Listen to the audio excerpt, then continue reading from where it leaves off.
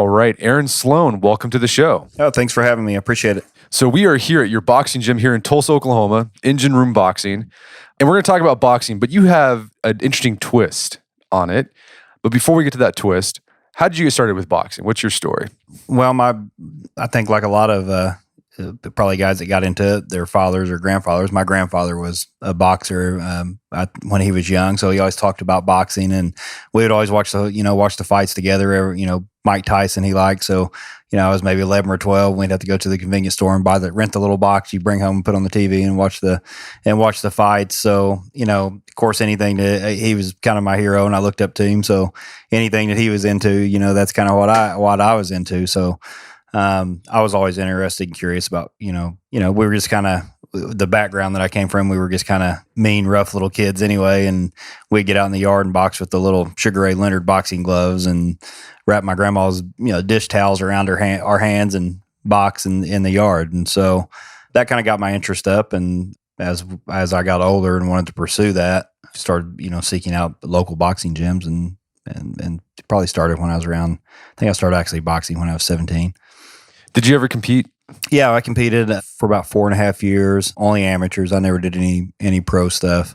Boxed at the North Tulsa Boxing Club here in Tulsa, and my trainer was Ed Duncan, who's a decently known coach, especially around here. He trained Quick Tillis and Dale Cook and, some of our other bigger name guys that actually came out of Oklahoma. And so when did you transition from fighting to training? When did that happen?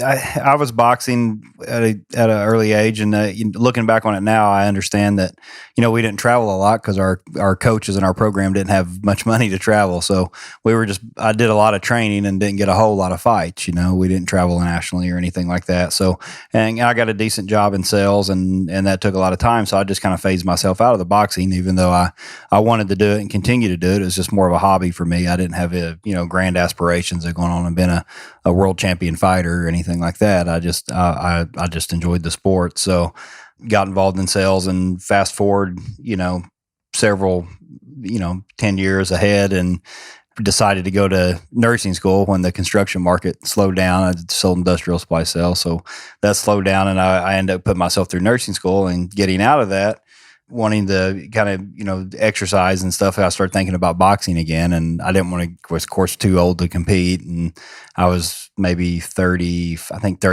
I've been in it 10 years now. So about 35 years old. And I thought, well, maybe if I started, coaching some kids or something like that, it would, get me my fix for boxing and get that part of it, kind of let me play a little bit in the sport again. So I rented basically a storage unit in Owasso outside of Tulsa, and opened it up, hung a few bags in it, and put an ad in the paper. And the next thing you know, we had a lot of school kids coming. So you started training school kids, but then you started training a different type of client. And this was clients with Parkinson's disease. How did that happen? And we're going to talk about this program you developed. It's a boxing program for Parkinson's patients. But how did you start training people with Parkinson's disease in boxing? I told you we started the gym in Owasso, and it was mostly just training, like I said, competitive kids to box. But by the time I was there for a few years, we had people asking to maybe do some fitness training, and I had a girl that I'd worked with that had cerebral palsy actually out there, and so having my nursing background then and then doing this boxing, it was kind of in the back of my head to do something a little more health related. But I just started on this nursing career, and I just never entertained the idea of it. So we fast forward a few years, and I've had 5 years of coaching experience running the gym, and kind of started deciding, I'd like to try to make a push at doing this full time. I'd trained a few boxers that kind of made it to a national level, and I knew if I was going to coach those guys at that level, I needed to have more time to do it. I couldn't be working part-time any more than they could be working a lot of hours either, So we moved to Tulsa, and we opened this facility, and I was here for about a year. And one of the local doctors had a patient that had been diagnosed with Parkinson's disease. And he had seen, that of course that exercise is one of the, we can talk about later, but exercise is one of the main things that slows down the progression of Parkinson's disease. And so he recommended that he come to the boxing gym and and start training here. So Bobby Moore is his name, and he came probably, I guess, maybe 3.5 years ago, and I started doing personal training with him one-on-one just for his fitness. And I think we did maybe 24 sessions, and he went and visited his physical therapist, and the physical therapist had noticed such increase in his ability that he reached out to the Parkinson's Foundation of Oklahoma and had those guys contact me about see if I wanted to start a class. So, and that's what Ready to Fight's all about. And before we get into more about the program, how you tailor the boxing program for these guys, let's talk about Parkinson's in general for those who aren't too familiar with it. So, remind our listeners, what is Parkinson's disease? What are the symptoms? Do we know what causes it? Things like that. Yeah, I mean, Parkinson's disease it's a degenerative disorder. So once you get it, there's no cure for it. It's going to continue to get worse over time. It's a disorder that affects our central nervous system, so it primarily targets motor movement. So anything that's a motor movement is going to be affected by it. So it can affect, of course, your balance, your speech, your handwriting. Usually, most people would picture Parkinson's disease with a tremor, of course, in one hand, or sometimes both, but usually just one side. But there's more of that. They picture the shaking and the rigidity. Somebody like Michael J. Fox or Freddie Roach is who they think of. But there's a lot of other things that go along with it. Just a general slowing of movement. People lose their facial expressions. They, like I said, lose their speech. There's a lot of sleep insomnia disorder that goes along with it, and just a lot of dementia that can come along at a certain point in time. So, and do we know, does it affect men or women more? Or is it about the same? No, it affects a lot more men than women. I think it's 70%. I think is the number that's affected more men compared to women. I really don't know why it affects more men than women, but it most definitely does. Genetics can play a part in developing the disease. They know maybe 15%, and then chemical exposure. So if you're exposed to a lot of pesticides, or you've been like in the Gulf War, a lot of those guys that got affected by some of the chemicals and things that were used over there. But the rest of the people, it's kind of an unknown quantity. They really don't know yet why it targets some people and not others. And yeah, I mean, and it definitely affects significantly the quality of life of an individual. I mean, absolutely. Right. So let's talk about what the research says. So there's no cure for it, for Parkinson's, but what does the research say what can help Parkinson's patients? Well, I mean, primarily we know that medication's the frontline approach. So Parkinson's patients suffer from either a lack of dopamine or the ability to use it. So levodopa or L-dopa is going to be almost every Parkinson's patient is going to be on dopamine. There's surgeries and stuff like deep brain stimulation also as well. But next to that, the next line of defense is exercise. So it's proven without a fact, clinically, that exercise slows down the progression, and it helps the neuroplasticity in our brain, helps us regenerate neurons and new pathways. And it also helps the ability for us to uptake and regulate our dopamine better. And it needs to be a forced intensity exercise. The exercise is good, but when it's a forced intensity, and when I say forced intensity, I don't necessarily mean it has to be hard. It means that it has to be something that's not at your own pace. So I compare a little bit to, if you went and walked outside at your own pace, it's not as beneficial as if I stick you on a treadmill and set you at a pace. Right. So right. It affects the brain differently when it's forced intensity. So you won't find hardly any Parkinson's client that hasn't been recommended exercise. And there's a lot of forms of exercise. People do dance and they do cycling, and boxing is what we're talking about here, here of course today, but there's a lot of different exercise that they push for clients to do. And what do you think? So boxing is definitely, there's a forced intensity there. Because I mean, I've done the stuff like the heavy bag workouts, and I just want to die after it. So there's definitely forced intensity.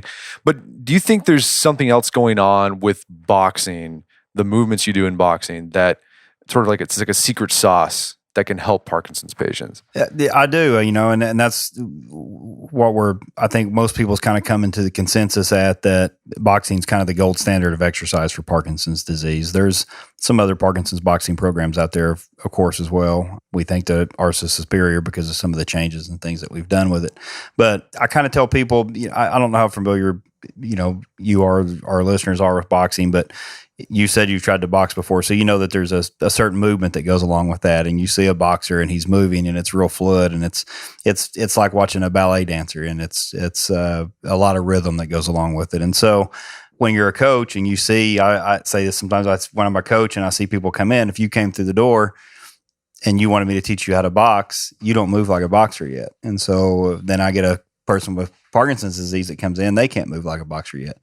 To me, you both have movement disorders. I mean, so I need to train both of you how to move and be balanced and fight like a fighter. So I take that approach with all of them. It's not, I don't want to run a acute program that's only just a feel-good program that we're training Parkinson's people to box and they just get to get by with everything. No, if you come to me to box, I'm going to train you like you're a fighter, and I'm going to teach you how to box correctly. And so I think with our program, it's made a big difference to approach it that with balance, reaction time, hand and eye coordination. And boxing is kind of just is built for Parkinson's disease on accident. If I put a client on a speed bag, if they're getting the hand and eye coordination from that, it takes a lot of hand and eye coordination to do that. And nobody can hit a speed bag when they first start. It doesn't matter if they have Parkinson's disease or not. But that bag the speed bag is a forced intensity exercise because of the rhythm of it. Once you hit it, it's going to come back and you have to hit it again. And so it's telling you when you're going to hit it. You can't make up your mind when you're going to hit it. It only has one rhythm, and you're going to have to adapt to that rhythm in order to be able to hit it. And all of the bags in the gym are the same way. If you hit a heavy bag, it swings. And so when it swings back, you got to hit it, or you got to move, or it's going to push you off balance. And so the equipment in itself, if you teach them the right techniques, are going to challenge the symptoms that they have. And then in boxing, you're throwing you're doing a lot of twisting motion. So Parkinson's patients suffer from horrible rigidity. So they get where they can't twist. You'll see them turn, and they walk their whole body around because their neck's stiff, their waist is stiff. They don't have enough dopamine to allow those muscles to relax enough to do that. And so in boxing, there's a lot of twisting motion. There's a lot of rotation. And put you on the punch mitts. You're going to punch when I tell you to punch. You throw the punches that I tell you to throw. You don't get to choose which one of those punches you get to throw. So it's just that boxing is just accidentally tailor-made for the symptoms of Parkinson's disease. So has there been any research done yet on boxing and Parkinson's? We haven't been able to find really any research studies that's been targeted just for that. But we have just now got IRB approval and started research on our program here through Tulsa University. So we've been working on getting that approval and getting that program started for research for the last couple of years, and we just now reached that point. So we're kind of getting the critical mass with this program right now with our Parkinson's program after a couple of years. So we're excited. We're really excited, and all the neurologists and the doctors think that that's really going to bear some fruit and kind of show what we're seeing in the gym, which is extraordinary results. And another cool thing that I'll make a note on with this research study is that we're actually going to research the caregivers and the spouses. So we're going to see what difference this program makes in their lives. Because if we can improve the quality of the patient that's suffering from the disease, and their life is a little easier, and they're easier to get around, and they're not falling at home, and they're not doing those kind of things, it definitely makes it easier for their wife, and it takes a lot of stress off of them, and it makes their life a lot easier. So well, that's really interesting. You guys thought of that, because some people overlook the caregiver aspect of disease. And I'm sure as a nurse, you've seen that firsthand, how it can add a lot of stress to a family. Sure. And it spirals down, and there is a lot of, the program, The Art of Manliness. There is some manliness traits that come along with men that hinder them for this. It's primarily affecting men, but the first thing these men do, especially from this generation, most people that suffer from Parkinson's disease is over 60 years old. And so you get a lot of men that they get off balance, and they're worried about falling, and their spouses are old. And so what they'll do is they'll shut themselves up in the house. They won't go to the store because they're afraid, well, what if I fall? My wife's not going to be able to get me back up, or they're not going to be able to get me to the car, and she's not going to be able to help me. I don't want to put her in that situation, So the men will just stay home and won't leave. And so as soon as they sit down, and they go downhill quick. You have to get started on exercise. Right. They're not moving. They're just making it worse. And so, it's a big problem. And it's an ego that is driven from that generation and from being a man of saying, well, I'm not going to put my spouse in that position. So once they get in here and they get this group of guys, it's really cool to watch. It's really neat to watch. So you started your first Parkinson's patient was 4 years ago? A little over 3 years ago. How many do you have in the program now and ready to fight? I think we got right around 30 right now. And then we actually already have some affiliates as well. So I've got an affiliate in Edmond that has about, I think, 15 people in it. We just started one in Muskogee, and we've got an affiliate that's up and running in McAllister. So, and what's the breakdown? Is it mostly men? Age? Well, what does that look like? It's mostly men. I think in our program, I've probably got maybe 8 females out of the 30 participants that's in there. And then anything under 60 years old, we consider early onset. And so there's probably maybe 3 or 4 of those individuals that are on early onset. And just to clarify, you're not putting headsets on these guys, gear on, and like they're pounding each other. It's just like it's a fitness boxing. Yeah, it's just fitness boxing. Right? Yeah, yes. And I think it's interesting because boxing and Parkinson's. A lot people think of Parkinson's, they think of Muhammad Ali. Sure. And some people attribute his boxing career or his Parkinson's to his boxing career. Is there any connection there? Yeah, of course. And I get that question because you get these questions. How do you, even with just a boxing in general, how do you as a nurse justify working these guys' corners and knowing that getting head trauma is not good, and you're participating, you're training them to do this. And the same thing comes up with the Parkinson's patients, to where I've embraced a sport that can be create Parkinson's disease, and then we're using the same sport to help it. So when you see like Ali and Freddie Roach, there's no doubt that boxing brought that on. But what we look at, what we think in the medical world, is that genetics loaded the gun and Parkinson's pulled the trigger, so they may have been already predisposed for it, and rough sport and head trauma brought it on. But, I have a little chip on my shoulder about when I answer these kind of questions, especially just with my athletes, because there's so many sports out here that, that people let their kids do, and they don't want to let them box. And amateur boxing is a fairly safe sport. We really regulate it close to make sure nobody's mismatched or outclassed and things of that nature. But, to me, the sport's going to go on. It's been going on forever. It's going to happen no matter what. And I find it my job to make sure I'm as educated as I can about keeping my athletes safe. I've got the background to do it.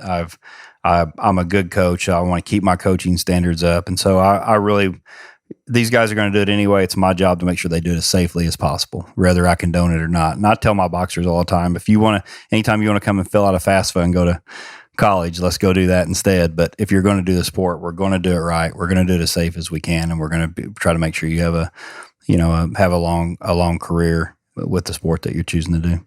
Yeah, I mean, when you said like genetics, loaded, cocked the gun and the sport triggered. I mean, it reminds me of, you hear about those people who keel over during a marathon, which you think like, well, it's a marathon, their heart should be healthy, but they had some sort of genetic malfunction, something that's wrong, and the stress just caused them to die. It was going to happen anyways. The race probably just sped it up. And yeah, it definitely can speed it up. And, people get focused on things like that because it's in the public eye. But I mean, people will come and ask me that question, and, they took a bigger chance of driving their car to come and ask me that question than what my boxers are taking in the ring. And then we don't ban cars because people die in them every day. Right. It's you have some good and some bad that come along with it. And to me, the good of boxing highly, highly outweighs the negative that comes along with it. It helps so many kids in troubled situations. It helps people with their confidence. And I get people here. I mean, I train a lot of executives and a lot of business owners and things like that, and they're never going to fight, but they train just as hard. And, they come to me and tell me, this helped me with my confidence and my negotiating skills. This helps me with my business. This helped me just get my stress out and take my mind off the day. So it's the same thing with the Parkinson's boxers. I mean, we're going to affect many more people. I've had people actually tell me, I'm almost glad I got Parkinson's because I was in such bad shape before.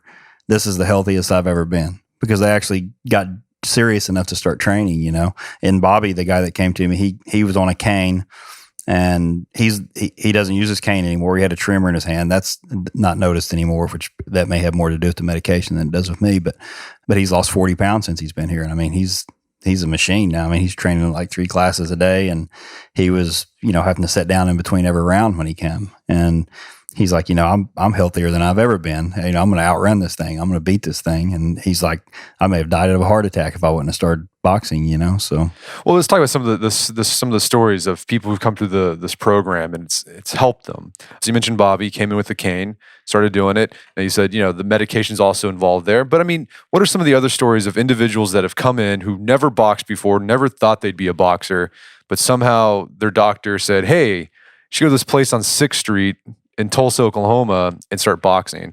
And how did their life change after that? The first thing you see with people is everybody's a little nervous to come to a boxing gym, especially they're scared to go to any gym. It's extra scary to go to a boxing gym. So I can't imagine the amount of bravery it takes for these people to come when they have Parkinson's disease and walk into a gym like mine and say they want to box. So the moment they make that first day, you can see it in their facial expressions. You can see it in their confidence that, they feel like they're already accomplished something once they're here.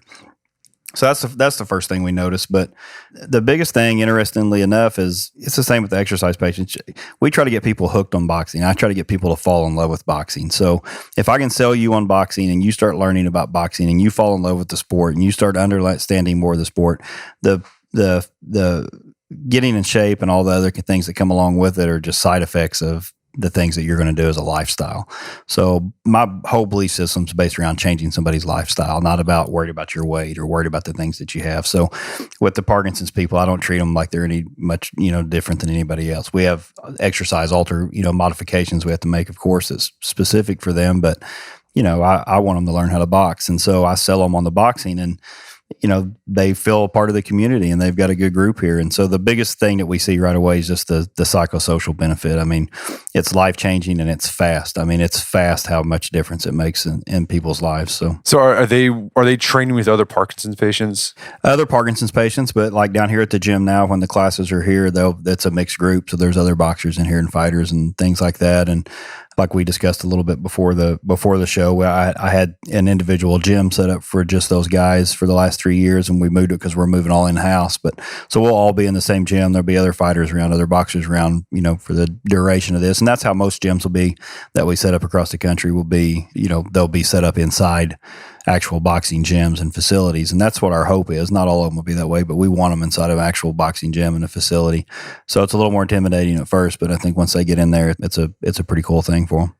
How's it affected your boxers without Parkinson's, working with these guys who have Parkinson's? It's actually pretty neat to watch because it's a requirement actually of my boxers that are on my team and the people that work for me. Most of the guys that work for me here and help me at the gym are my current fighters, so when they're young guys, 20, 21 years old, a lot of them, some of them 16, 15, but I have them go down and hold mitts for the Parkinson's patients and help run the classes and things like that. And it's a really cool dynamic because I think with any young person, the same as it did with me when they come in, it gives you some true appreciation of what you're able to do and what your real fight is every day, and it's kind of humbling experience too, because we take so much for granted with our lives and with physical fitness in general. These guys are training because they want to they want to be the Floyd Mayweather or the guy like that's famous and on TV and this world champion boxer, and they come in and see these guys that have none of that aspiration. They're 80 years old and they're training as hard as what these guys are training, literally. I mean, they train hard and they're training as hard as you're training with no aspirations that they're training to live. They're training to get better. They're training. If they're not here, they're going to die. It's not about glory or putting the cool Facebook picture up, being a fighter. This is life or death for them. And so, it changes the perspective a little bit with these guys, and at least the ones that I've had. I mean, maybe there's some people that wouldn't, but most of those people that don't get that, I probably wouldn't be working with anyway. So, right. Walk us through a workout for your Parkinson's patients. What does that look like? It's an hour-long workout, same as our other fitness classes. They'll come in and we have a warm-up exercises that we do. They're pretty standardized warm-up for their symptoms. So we'll come in and just some, big arm swings, neck swings, loosen their neck up. Like I said, there's a lot of rigidity. So we're trying to loosen them up at their hips, loosen them up their legs. We have exercises that are challenging their balance. So we'll have different exercises we do that we rock them up on their toes, tracing their hands with their eyes as they pull them above their head. They kind of challenge their balance and things like that. So we warm them up for about 10 or 15 minutes with those kind of specific exercises for their symptoms. And then the rest of the program for the bulk of it's just like we're doing our boxers. So they're doing the heavy bag, speed bag, double end bag, and mitt work when we have our boxers come down and do that with them. And everybody likes the mitts the best. I mean, people love hitting the mitts. So that's really what they get excited about. But we do 3 3-minute rounds on the speed bag, 3 3-minute rounds on the double end bag, 3 3-minute rounds on the heavy bag, and hands up, chin down, elbows in, making them turn their feet and hips. And And then in between the rounds, we keep them working too. When I first started the program, we couldn't. Most of our guys wasn't in that shape, but when they come now, they're usually in pretty good shape. So even in between the rounds, then we have an exercise like a active rest exercise that they're doing that's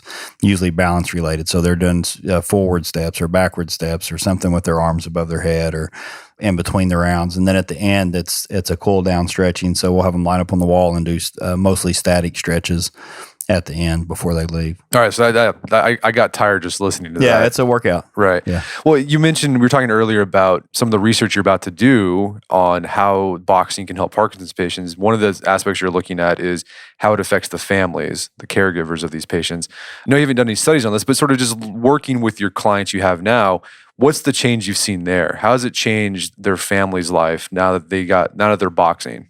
One of the biggest things that hits them the earliest is they get a lot of them will drive their spouses here or bring their spouses and drop them off, or they'll wait for them. So you'll see, 3 or 4 of the spouses or 5 of them, and they're waiting. And so they get to have that discussion time. It becomes like a therapy group for them because they can, are you having trouble with this, or what's your experience with this medication, or they're considering to do deep brain stimulation. What's the effect that's had for you? So they're getting to share this information and getting to talk and have that outlet amongst themselves as well while they're waiting. And so it really becomes a really good group of support, a support group for those people as well. And a lot of it's just the activities, at home and outside the house. One of the biggest changes that I've seen in anybody, I had a guy in the program named Bill, and he was on a walker, and he waited, super late into his disease to come in. And that's another key thing too. When you get diagnosed, you have to get started. I mean, the people that's waited are the ones that I have the least amount of effect with. When I've started them early, I don't hardly see any changes. Like Bobby's rolled back some changes, but I haven't seen any degeneration in him. And every group of guys that I got that started early like that over the last 3 years, they're like still the same. And if you can keep it still the same with Parkinson's, then you're winning the battle. But Bill had came in and he was on a walker, and I had to have one of my boxers come down every day and hold him up while he hit the speed bag. If you let him go, he'd just fall forward and fall over. And I did do 12 sessions of personals with him and kind of get him caught up with the class. And then we got him where he could stand up on his own and he wasn't falling forward anymore. And we got him going through the exercises. And within a year into the program, he's walking in like fist bumping everybody. He doesn't have a walker. He doesn't have a cane.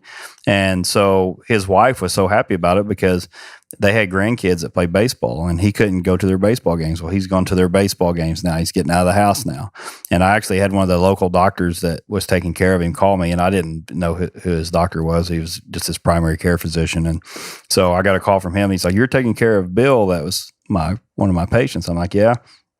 And he's like, "Well, I just wanted to call you personally and tell you that I couldn't believe it." He walked into my office yesterday and he said, "To be honest with you, I told them to consider a nursing home care a year ago." He said, "I couldn't believe it." So he's like, "Whatever you're doing's, made a believer out of me. So anything that we can do for you, let me know." So that was really, made me feel really good that, that they're recognizing it like that in the medical community. And so we've got a group of doctors, 5 or 6 doctors here that all refer people over to us now. And that's really, helped a lot, getting the physicians take that, hey, this is really a program that's successful. And so Bill's one of the biggest life-changing stories that I've seen since I've been in it. And it was one of the biggest life-changing stories for his spouse because it affected their life so much as far as just getting him out of the house. I mean, he didn't want to do anything. He wouldn't do anything. He's one of those guys, like I said, that was scared. He's a big guy, and he was scared if he fell down somewhere, he wasn't going to be able to get back up. And that's another thing too. We get them down on the ground all the way on their back, and we make them learn how to get up because we want to give them the confidence that there's a technique that you can use to get up off the floor. And we want everybody to be able to get up on their own. And if once you find out you can get up on your own, then you're not so scared to leave the house anymore. But if you think you're going to fall in the grocery store and you can't get up, you're not going to go, So if they at least have the confidence to know that they can get up if they do fall, they'll do a lot more in their life.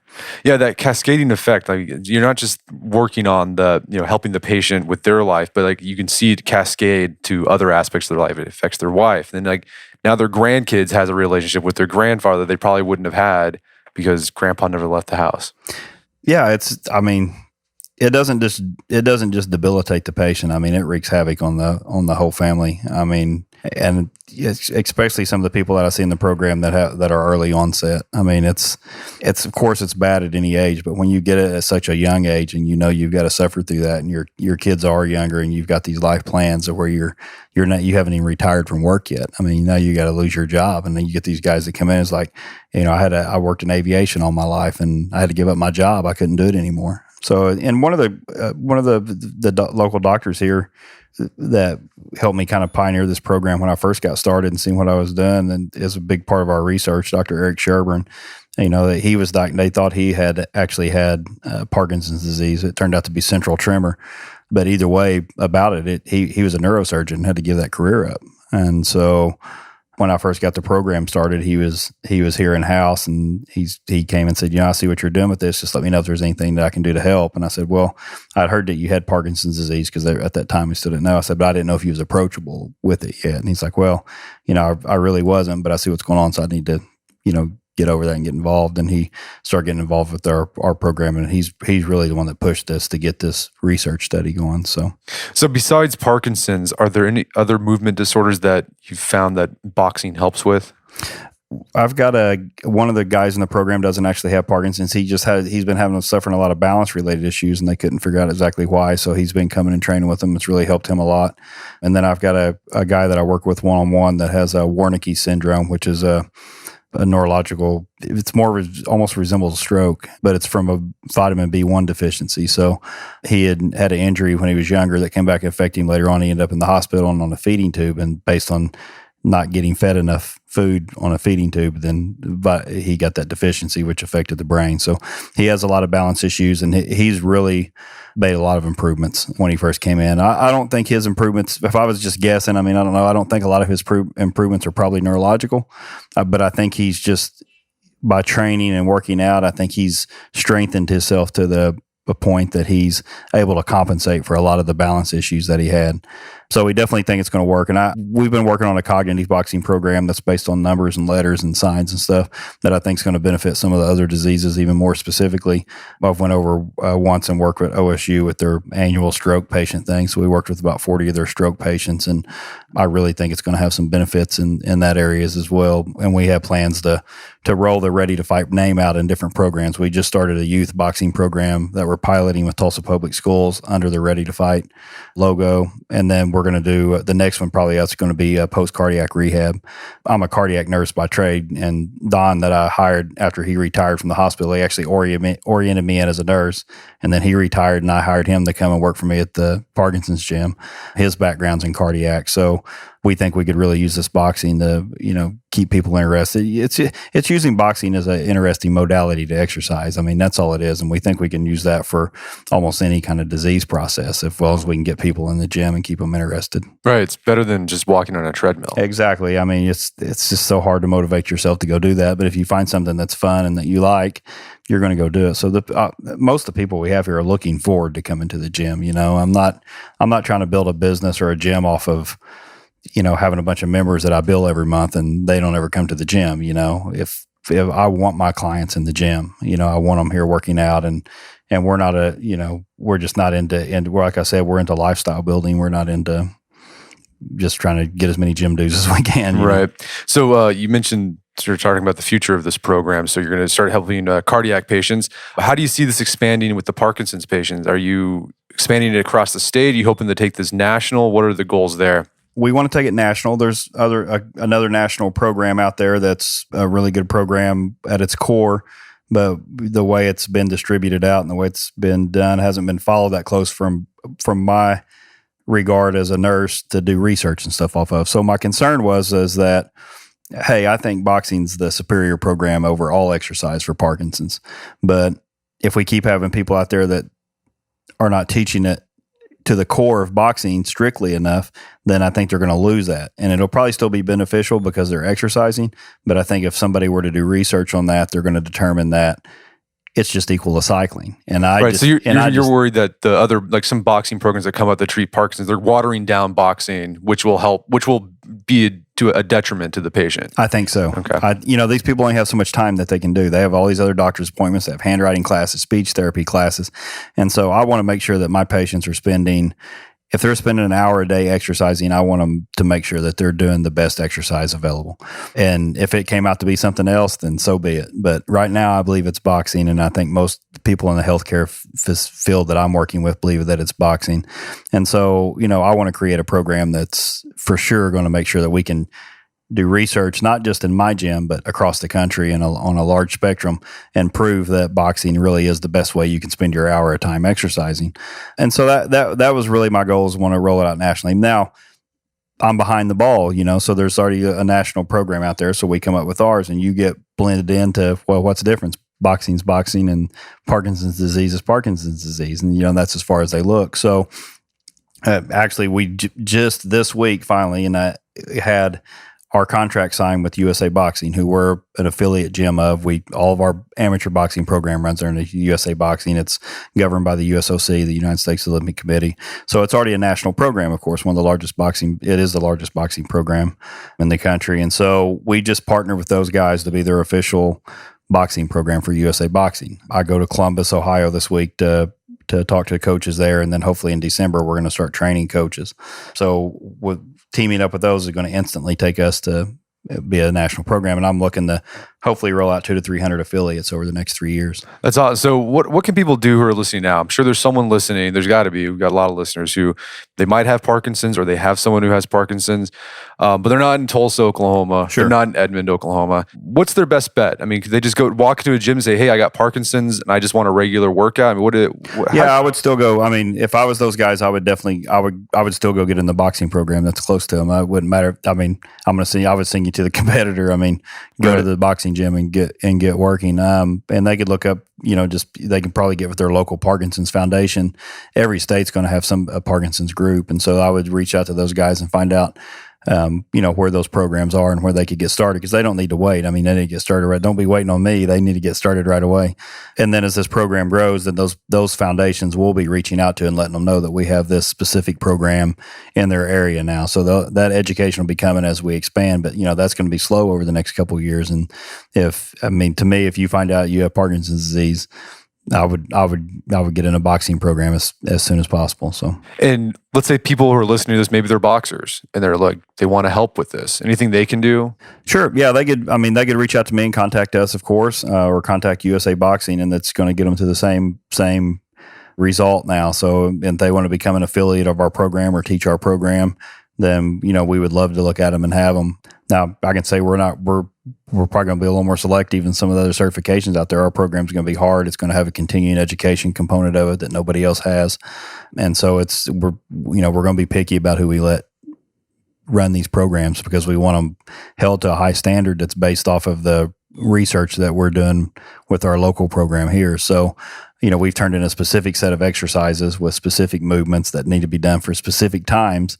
And that's what we're researching. And that's the model that I want to push forward with all of these affiliates. But anybody that knows, even if you don't know anything about boxing, that doesn't mean that we can't coach you and train you and teach you to run our program to a high enough standard for our Parkinson's disease. They're not training people for competition boxing. We need people if you're a fitness trainer or a personal trainer or somebody has exercise background that has some other knowledge, we can definitely make that work for sure. So where can people go to learn more about Ready to Fight? You could go to readytofightboxing.com and look at our website and find out more about it. You can look on the engineroomboxing.com as well and find other information on there. Awesome. Well, Aaron Sloan, thanks so much for your time. It's been a pleasure. No, thank you for having us. Appreciate it.